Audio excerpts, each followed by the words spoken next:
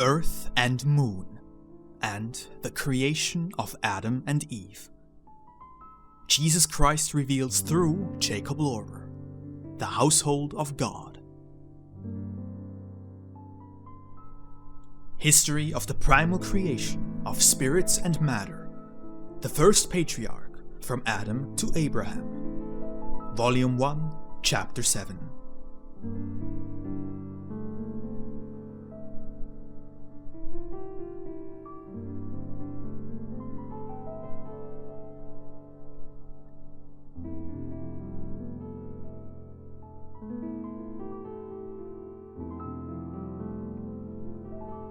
Thus spoke the Lord to me, Jakob Lorber, and within me for everyone, and that is true, faithful, and certain.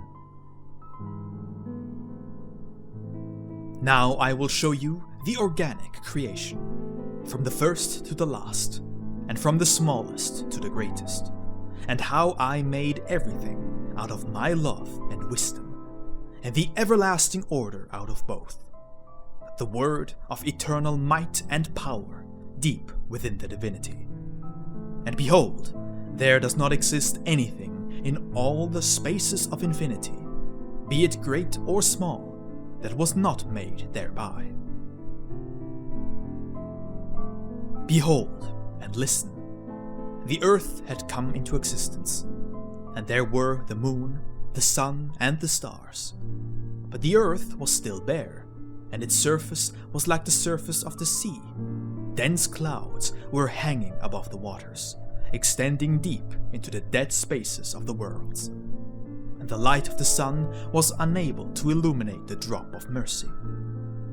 The moon was covered by the vapor of the drop, and only in this vapor was the earth born and the moon nourished.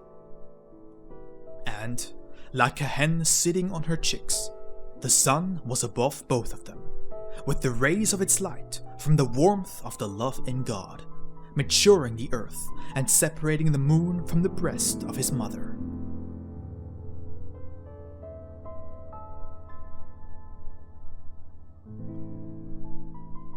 Thereupon the dense clouds parted and settled upon the stillness of the poles.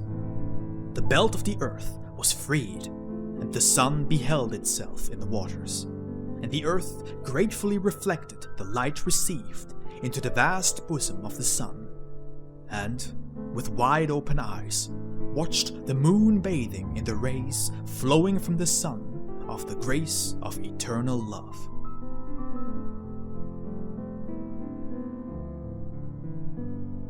Behold, and continue to listen. The earth was content, for she was filled with the love of mercy, and saw her darling, the moon, revolve briskly around her. Love swelled her wide bosom with the breath of mercy, as if she wanted once more to hand the child her breast, filled with the milk of grace. But the milk coagulated through the warmth of merciful love, and became firm land, towering above the seas. The seas sank back into the depths, and were like the water that separates from the coagulated milk, to appease the indwelling wrath through the salt of grace, by the mercy of love out of God, in all power and might.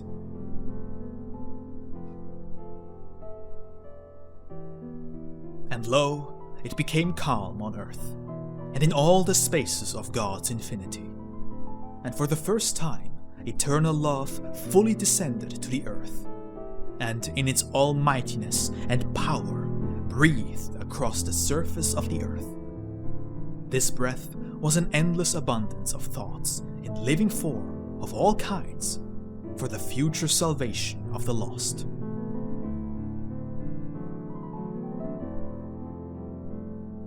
And behold, a variety of herbs, plants, bushes and trees sprouted from the firm parts of the earth, and the seas, lakes, streams, rivers, brooks and springs teemed with all manner of worms, fish and animals.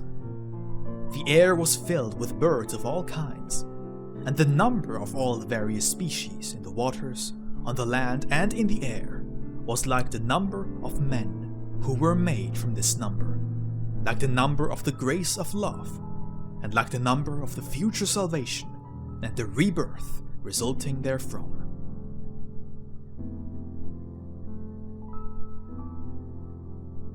Behold and comprehend what, until now, no one has beheld and comprehended. Eternal love took that number out of itself, and the number was the order and the eternal law within it, out of and within which eternal love has forever existed, is existing, and will exist in all the might and power of the holiness of God. It took clay, like the cream of the coagulated milk, and with the hand of its might and the hand of its power, according to the number of its order, formed the first man, and breathed into his nostrils the breath of life. The breath became a living soul within him, and the soul fully pervaded the man, who was made in accordance with the number of the order from which all the spirits had been made, just as the worlds in the spaces of infinity, the earth and everything thereupon, and the moon and the sun were made.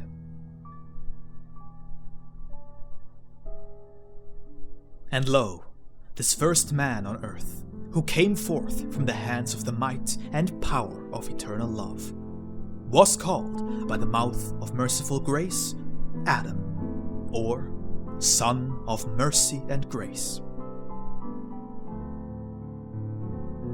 Now take good note of this.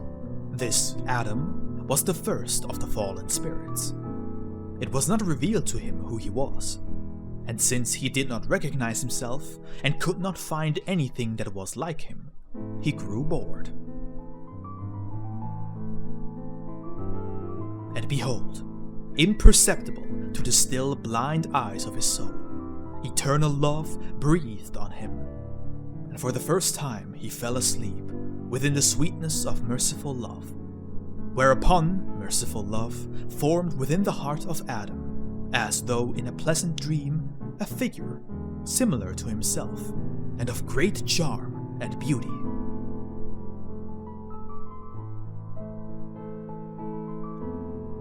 Eternal love saw what great joy Adam experienced through the inner contemplation of his second self.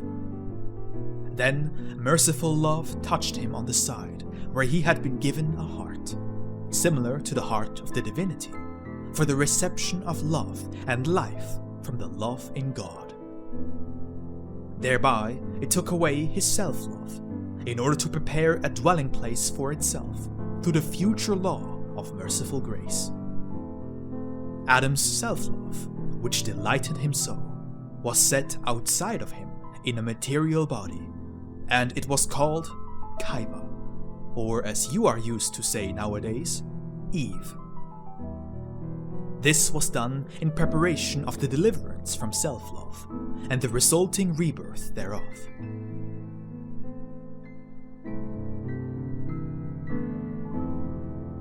And behold, merciful love touched and awakened him for the contemplation of his self-love outside of himself, and saw that he delighted greatly in the contemplation of his love outside of himself, cheerful beyond all measure. This love, which was now called Eve, took pleasure in the man Adam as well, bent towards him, and followed his every movement. And behold, eternal love addressed Adam for the first time. Adam, and he spoke for the first time. Here I am, Lord of glory, might and power. Eternal love spoke again. Behold your helpmeet. And Eve answered, Behold, O Lord, the maid lying obediently at the feet of your Son, awaiting his orders. And behold, merciful love found great pleasure in the works of its might and power through the grace of its mercy, continuing to speak and instruct them in all things, teaching them to know, to name, and how to utilize, and when they understood and knew all things, and were able to use them, merciful love once again spoke to them. Now you have learned of all things.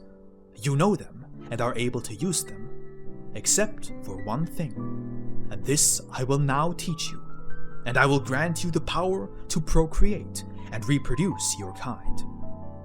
But you may only use it once I return, when I find you clothed with the garment of obedience, humility, faithfulness, and chastity.